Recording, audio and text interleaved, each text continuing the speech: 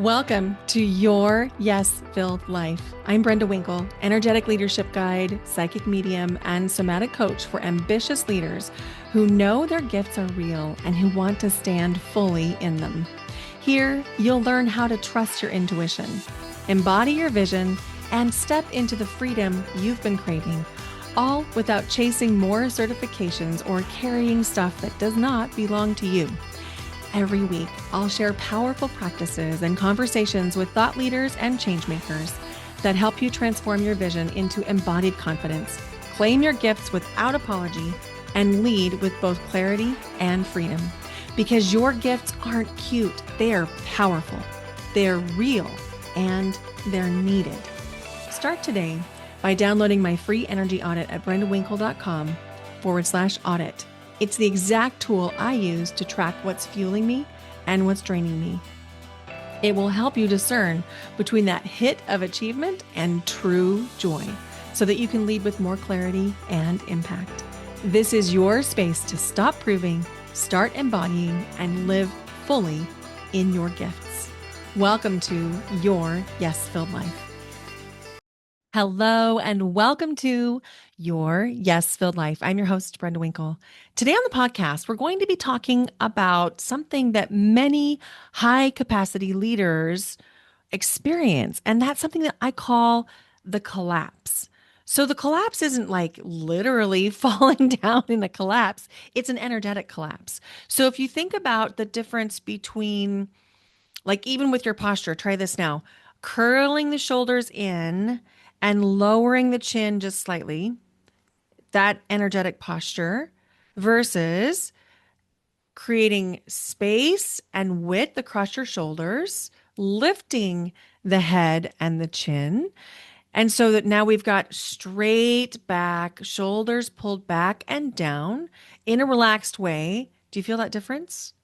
Now, let's go back and forth between them just one more time so we can really embody the difference between a collapse and a full empowerment in the body. And then we're going to talk about what's happening when we feel this energy, because I know that this will be familiar to you because this is human, right? This is no comment on your ability as a leader. This is no comment on your healing journey. This is something that all of us experience from time to time. So let's go back into the collapse. We have our shoulders turned inward. We're kind of rolled down in the front of our body. We're hunched over a little bit. The chin is lowered. Just feel that energy.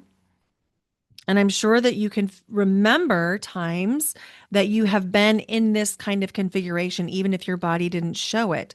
Times when you didn't speak up when you wanted to, when you didn't share the solution that you knew that you had, or even when you didn't share the idea that you had because you were worried it wasn't good enough or it wouldn't be received. Or what is so common with the visionary leaders and high capacity people that I work with is you have a tendency to see things in a really broad perspective, in a really broad way. You can see solutions that no one else can because of your access to intuition and empathy. And so many times, people with less broad vision and less empathy are the ones calling the shots. And so may have been times in your life when you thought, I shouldn't speak up because they must know more than me because they're in positional leadership, when the truth is you actually have a different, holistic, and broader perspective that would have been actually useful, but you didn't share it because of this collapse energy. So if you're still in that position, go ahead and take your shoulders back and down, and let's make sure that they're really comfortable there. Let's roll the shoulders back and down 3 times. Just roll them back and down. 1, 2, and 3, and then allow the arms to just naturally hang from the shoulders. If you're on a chair with arms or you're driving, just allow them to go straight down from the body. If you're standing or if you're walking, just feel what that feels like to have the arms directly below the shoulders, and the shoulders are back, lifting from the chest, and there's a little slight lift in the chin that allows you to look up and out. It feels really different, right?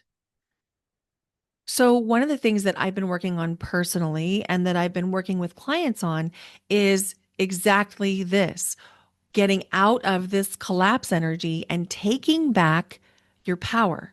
Most of the time, when I find high capacity leaders in a form of a collapse, it is not weakness. It is not that you don't know what to do. It is that you are overwhelmed with the empathy that you have because so many times you're suffering in advance somebody else's emotional response to the thing that you know you need to do or say. Does that feel true? Because it feels true for me.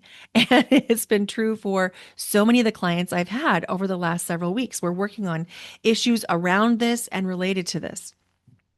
And so it can feel like you are in a functional freeze. And in fact, you may be in a functional freeze. And if you've listened to previous episodes of your Yes Filled Life, you know that the functional freeze is a nervous system stress state. We don't get a choice what nervous system stress state we go into. The nervous system decides that. So it might be fight, or you get combative, or you add more things to your schedule, or you get really busy, or you're just a little bit contradictory, or you're argumentative, or perhaps your current flavor is more flight. And that would be where you're trying to get away, in a manner of speaking. You might be noticing trying to escape into your phone, where you go into a doom scroll just so you don't have to think about things. Or you avoid opening your emails, or avoid responding to the texts, or avoid having the conversations that you need to have. And instead, you try to busy yourself consuming information, listening to podcasts, signing up for courses, signing up for summits. That's all part of the flight response. The fawn response is where we people please like our life depends on it, because the nervous system at that point really believes that it is life threatening, that that we do have to actually people please to save our lives, even though that is not true. So today we're talking about this functional freeze, the collapse. Again, this is a nervous system response. We are not going to make it good or bad. It is truly neutral, but it doesn't feel neutral and it doesn't feel good when we're in this collapsed state. Many times when we're in this collapse, the functional freeze, some of the things that we'll start to see are we take on more responsibilities, even though we know we don't have capacity for them. So maybe this looks like you have a very full schedule. You just added something new to your life, perhaps like, let's say you're taking care of yourself and you've noticed that you had this pain in, let's say, your knee. You've had this pain in your knee for a long time and you're finally going to physical therapy for it, finding out that it's truly justifiable pain. It's not in your head. And the physical therapist wants you there twice a week. So now you've added 2 hours to your normally busy week. And then you have a teenage daughter who decides that they need you to bring them a novel because they're bored at their rehearsal or their practice. And so, even though you've now added 2 additional hours to your week of responsibility, instead of saying no to your daughter, who wants you to go driving out of your way and take your only free time of the day to deliver her a novel, you go ahead and agree to do that. That is actually an example of functional freeze. And that is a true story. It's a true story. It could be not musical rehearsal, maybe it's soccer practice, and maybe it's not a novel, maybe it's a phone charger. But in any case, this is functional freeze in real time. And when we are highly empathic, highly compassionate leaders, it's so easy for us to take on extra responsibilities because we want to help. It makes us feel good to help. It gives us a little bit of juice when we feel the emotions of the people that we're working with or serving or family members with. It feels good to us to serve in this way. But the truth is, it's actually not good for you, and it's definitely not good for them, because we are not giving them the dignity of the experience of their own choices. In this case, with like delivering stuff to kids when you're already busy, but you're also not acknowledging what needs to happen for you. And this is the piece that I see highly successful, high capacity leaders struggle with most, especially as you step into new identities. Your new identity is going to reveal the decisions that you have been making that are no longer aligned, whether that is with friends or with people on your team or even your own kids. There may need to be a shift in the way that you are showing up. There may need to be some new boundaries in place around your time, your energy, your bandwidth. And I also just want to really normalize that, of course, you're responding in the way that you have been responding.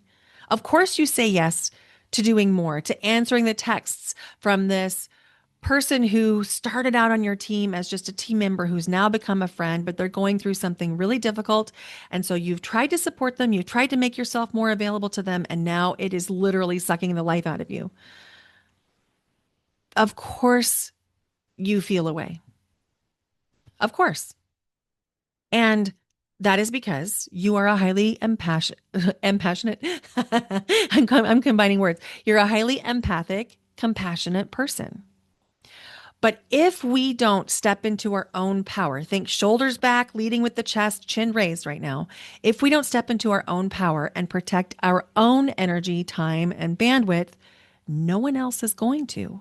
And one of the things that we need to do as we step into these new identities is to allow ourselves to admit to ourselves, oh, I'm in a new identity right now.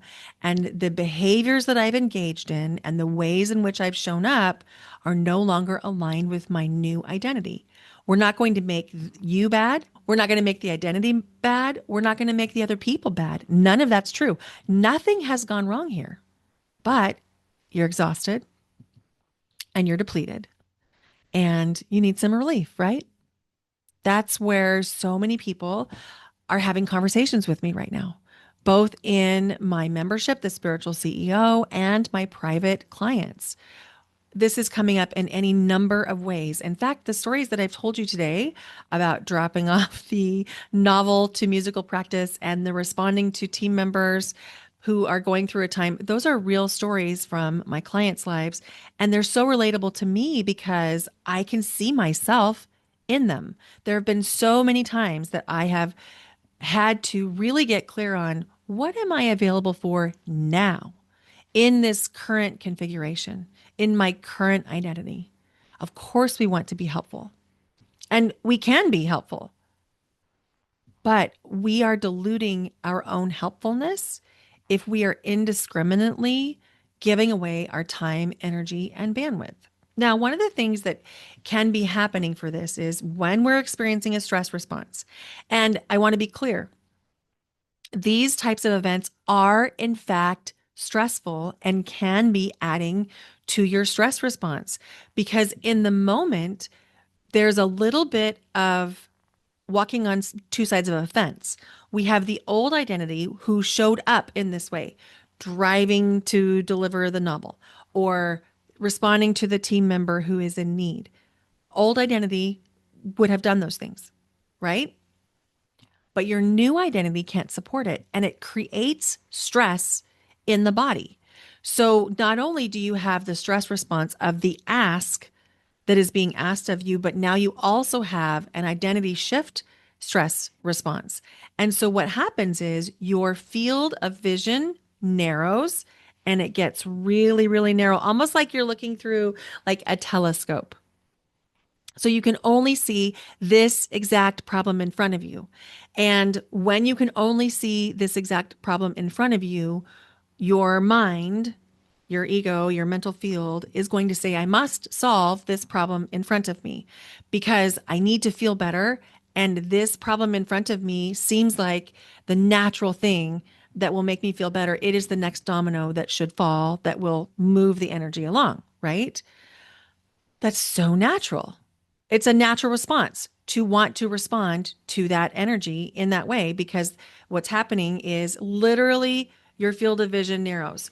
This is what happens in a stress response. If we can regulate the body and the nervous system enough to allow that field of vision to open back up, it will allow you to see the broader picture.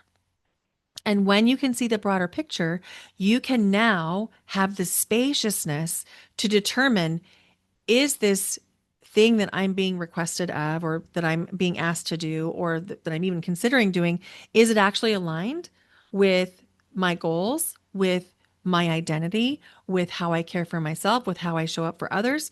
Is it aligned or is it misaligned?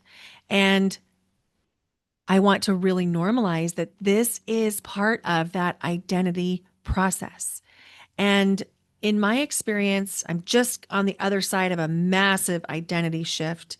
And I'm noticing that one of the things that is incredibly supportive for me right now is pausing, giving myself time to notice, how do I feel? Am I in the collapse or am I in the fullness of me? Am I in my empowered self energy with my shoulders back, my chin up a little bit, and my chest lifted? So if I pause and I allow myself to feel the energy, a lot of times I can make a more aligned decision. And it's really important to name that. Again, nothing has gone wrong with you. Nothing has gone wrong here. You are not weak.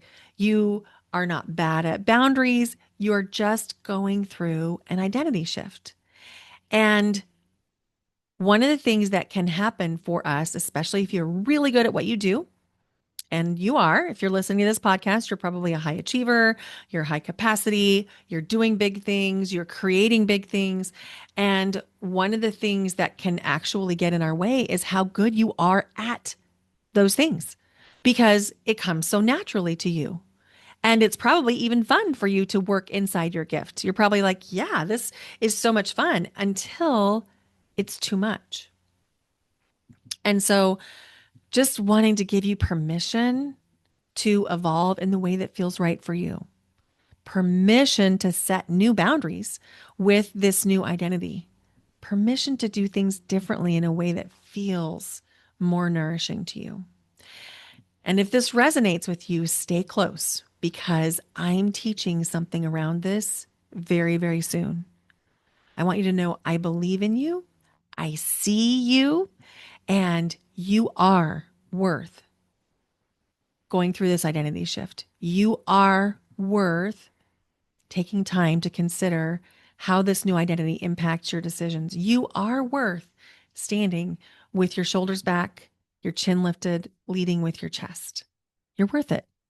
I believe in you. Thank you so much for listening to Your Yes Filled Life. If you enjoyed this, please go give the podcast your rating and review.